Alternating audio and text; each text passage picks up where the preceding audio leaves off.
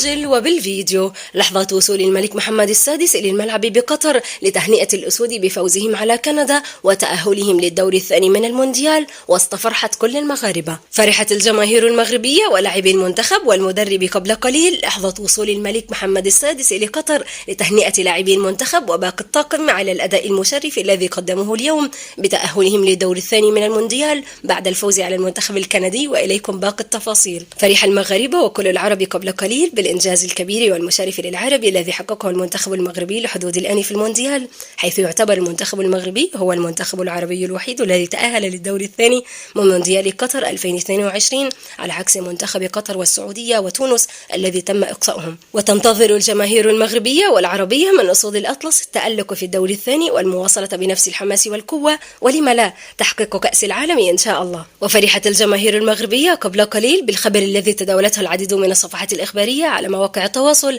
بخصوص وصول الملك محمد السادس لملعب الثمامة بقطر من أجل تهنئة لاعبي المنتخب المغربي والمدرب وباقي الطاقم على ما قدموه اليوم للمغاربة والعرب بفوزهم على المنتخب الكندي وتأهلهم للدور الثاني من كأس العالم قطر 2022. ولكن ولحدود الساعة لم يتم تأكيد صحة هذا الخبر بشكل رسمي من طرف جهة موثوقة، ونحن في انتظار تأكيد صحة هذا الخبر إن شاء الله.